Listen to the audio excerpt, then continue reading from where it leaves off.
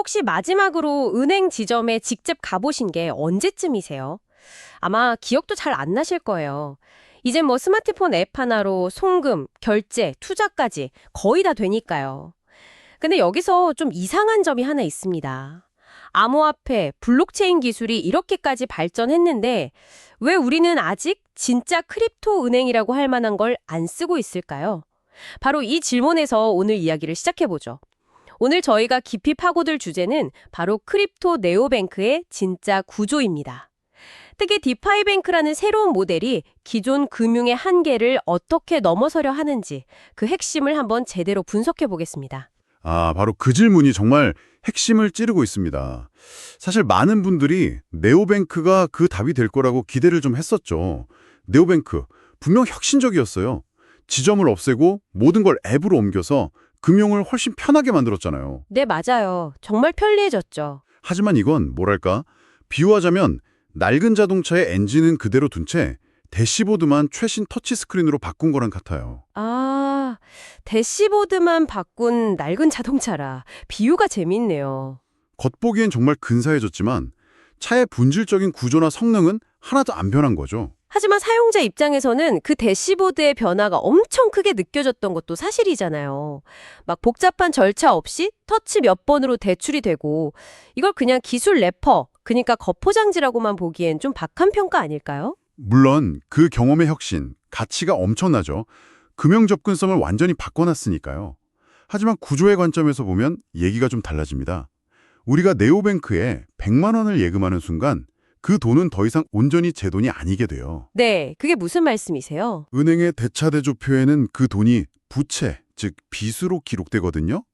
우리는 그냥 은행이 나중에 100만 원 갚아줄게라고 약속한 증서, 그러니까 IOU를 들고 있는 셈이에요. 아, 그러니까 돈의 소유권은 은행에 있고 저는 그냥 채권자가 되는 거군요. 정확합니다.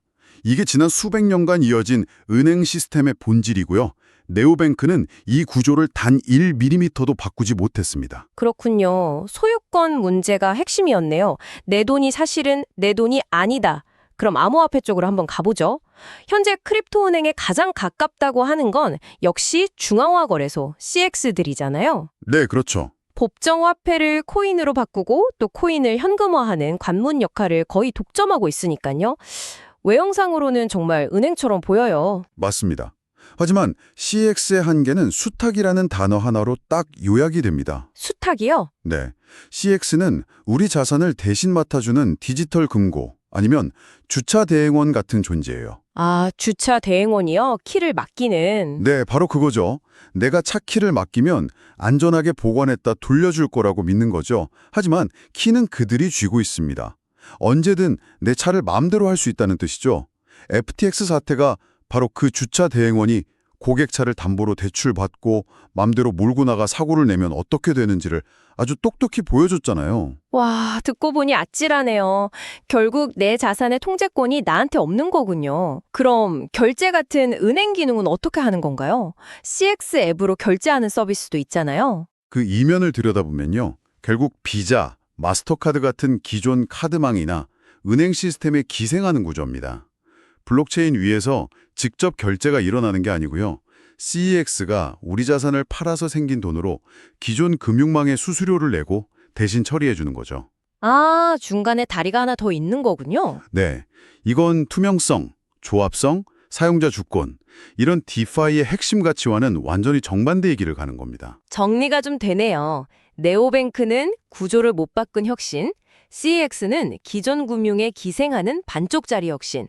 그렇다면 이런 한계들을 모두 극복하려는 대안이 바로 오늘 저희가 깊게 다룰 디파이뱅크라는 말씀이시군요. 바로 그겁니다. 디파이뱅크의 아이디어는 굉장히 대담하면서도 간단해요. 은행의 핵심 기능, 그러니까 저축, 결제, 투자, 대출, 이 네 가지를 처음부터 끝까지 누구의 허락도, 중개도 없이 온체인 위에서 완결시키자. 즉, 은행이라는 기관을 하나의 거대한 금융 프로토콜로 대체하자는 겁니다. 은행을 프로토콜로 대체한다. 와, 이건 스케일이 다르네요. 그럼 그 네 가지 핵심 기능이 구체적으로 어떻게 다른지 하나씩 뜯어보죠. 첫 번째, 저축부터 시작해볼까요? 디파이뱅크에서 저축은요, 단어만 같지 완전히 다른 개념입니다. 아까 네오뱅크에 돈을 맡기면 그게 은행의 부채가 된다고 했죠. 네, IOU라고 하셨죠? 디파이뱅크에서는 다릅니다. 사용자가 예치한 100만 원은 달러와 1대1로 연동된 스테이블 코인 형태로 다른 누구도 아닌 바로 사용자 자신의 지갑에 보관돼요. 이건 은행의 부채가 아니라 100% 사용자가 소유하고 통제하는 디지털 자산 그 자체입니다. 잠깐만요. 거기서 바로 질문이 생기는데요. 그게 혁신적인 건 알겠는데 동시에 좀 위험하게 들리기도 합니다. 전통은행의 부채 모델은 적어도 예금자 보호법 같은 안전장치가 있잖아요. 만약 제가 직접 통제를 한다는 그 스테이블 코인이 해킹 당하거나 달러랑 연동이 깨지면 제 돈은 그냥 사라지는 거 아닙니까? 안정성 면에서는 오히려 기존 은행이 더 나은 건 아닌가요? 굉장히 중요한 지적이십니다. 그게 바로 리스크와 트레이드오프죠. 디파이 뱅크 모델은 이런 질문을 던지는 거예요. 불투명한 은행의 재무제표를 믿을 것인가? 아니면 투명하게 공개되고 감사받는 스마트 컨트랙트의 코드를 믿을 것인가? 그리고 여기서 정말 중요한 차이가 발생합니다. 스테이블 코인은 보통 미국 국채 같은 안전자산을 담보로 발행되는데 여기서 이자 수익이 생기죠. 네, 그렇죠. 기존 은행이었다면 이 수익은 당연히 은행 몫이었습니다.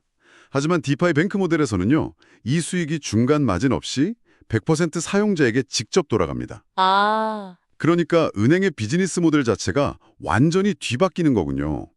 고객 예금을 받아서 대출해주고 그 차익을 챙기는 게 아니라 고객이 자산을 안전하게 보관하고 그 수익을 온전히 누리도록 돕는 서비스를 제공하고 수수료를 받는 모델로요. 정확합니다. 은행과 고객의 이해관계가 충돌하는 게 아니라 일치하게 되는 거죠. 와, 이건 정말 근본적인 패러다임의 전환이네요. 맞습니다. 은행의 역할이 돈의 주인에서 금융 서비스 제공자로 바뀌는 겁니다. 알겠습니다. 저축의 개념이 완전히 재정이 되네요. 그럼 두 번째 기능, 결제로 넘어가 보죠. 사실 저희가 커피 한 잔을 카드로 긁을 때마다 가게 주인은 평균 2~3% 수수료를 카드사나 결제망 회사에 내고 있죠. 이게 결국 다 커피값에 포함된 거고요. 맞습니다. 그 2~3%는 거대한 산업을 먹여 살리는 뭐랄까 보이지 않는 세금 같은 거죠. 디파이 뱅크 모델은 이 중간 단계를 아예 없애버립니다. 플라스틱 카드도 거대한 결제망도 필요 없어요. 그냥 제 스마트폰 지갑에서 가게 주인 직업으로 P2P, 즉 개인 대 개인으로 직접 돈을 보내는 거죠.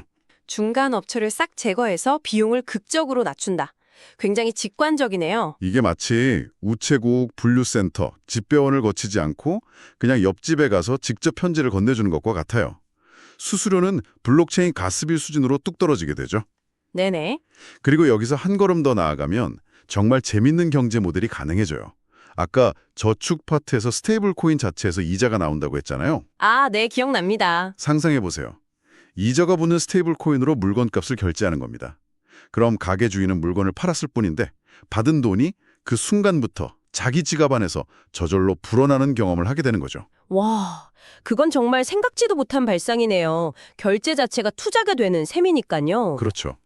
모든 결제가 단순한 가치 교환을 넘어서 새로운 가치를 만드는 금융활동이 되는 겁니다. 대단하네요. 그럼 세 번째, 투자는 어떻게 투명해진다는 건가요? 사실 제가 이번에 자료들 보면서 개인적으로 제일 충격받았던 부분이 바로 이 투자 파트였거든요. 흔히 수수료 무료라고 광고하는 주식거래 앱의 배신이라고 해야 하나? 아마 PFOF, Payment for Order Flow라는 개념을 보셨을 겁니다. 쉽게 말해서요. 제가 거래 앱으로 A 주식 10주 매수 주문을 넣으면 이 앱이 제 주문을 바로 거래소로 보내는 게 아니에요. 그럼 어디로 보내나요? 고빈도 매매를 하는 대형 기관 투자자한테 뒷돈을 받고 팔아 넘기는 겁니다. 그 기관은 제 주문 정보를 미리 보고 1초도 안 되는 사이에 더 싼 값의 주식을 사서 저한테 살짝 비싸게 대파는 방식으로 이익을 챙기는 거죠. 세상에. 저는 최상의 가격으로 살 기회를 그냥 잃어버리는 거네요. 바로 그겁니다. 이게 합법이라는 게 믿기지가 않네요. 여기에 MEV라는 것도 있던데요. 이건 더 복잡하게 들려요. MEV는 PFOF의 블록체인 버전이라고 생각하시면 쉬워요. 경매장에 비유해 볼게요. 제가 어떤 물건에 100달러를 부르려는 걸 경매사가 눈치채고 재빨리 자기 친구한테 신호를 줘서 99달러에 낙찰받게 한 뒤에 저한테 100달러에 팔아 넘기게 하는 거죠. 아, 거래 순서를 조작해서 이익을 챙기는 거군요. 네, 블록체인에서 검증인들이 그런 식으로 부당이익을 챙기는 걸 MEV라고 합니다. 디파이뱅크는 이 문제를 구조적으로 해결하려고 해요. 여러 탈중앙화 거래소들을 중립적으로 연결해서 가장 좋은 가격을 찾아주고 모든 주문을 밀봉된 상자에 넣어 동시에 개봉하는 것처럼 처리해서 아무도 중간에서 장난을 칠 수 없게 만드는 거죠. 기술로 투명성을 강제하는 거군요. 네, 숨겨진 비용과 불공정한 게임의 규칙 자체를 없애는 겁니다. 자, 이제 마지막 네 번째 기능, 대출입니다. 전통 금융의 대출은 참 아이러니하죠. 돈이 제일 필요한 사람은 신용이 없어서 돈을 못 빌리고 돈이 별로 필요 없는 사람만 쉽게 빌릴 수 있으니까요. 바로 그 신용이라는 낡은 개념을 재정의하려는 시도입니다. 디파이뱅크는 과거의 대출 기록 같은 정적인 신용 점수 대신에 사용자의 현재 자산 포트폴리오 전체를 실시간으로 평가해요. 예를 들어서 어떤 디파이 프로토콜에 예치한 자산, 꾸준한 거래 기록, 가지고 있는 NFT 가치 같은 모든 온체인 데이터가 그 사람의 신용도가 되는 거죠. 온체인 데이터만으로 신용을 평가한다. 근데 현실 세계의 소득이나 직업 같은 오프체인 정보 없이는 한계가 있지 않을까요? 가령 제가 월급 받는 직장인이라는 사실을 어떻게 증명해서 대출 한도를 높일 수 있을까요? 그것이 바로 지금 기술 개발의 최전선에 있는 문제입니다. 영지식 증명 같은 기술을 이용해서요. 제 월급이 얼마인지 구체적인 정보는 공개하지 않으면서도 내 소득이 대출 상환에 충분하다는 사실 자체만 수학적으로 증명하는 방식들이 개발되고 있습니다. 아, 개인정보를 지키면서도 증명은 할 수 있다. 네. 즉, 온체인이 있는 명백한 담보와 암호학적으로 증명된 오프체인 데이터를 결합해서 훨씬 더 포괄적이고 역동적인 신용 프로필을 만드는 겁니다.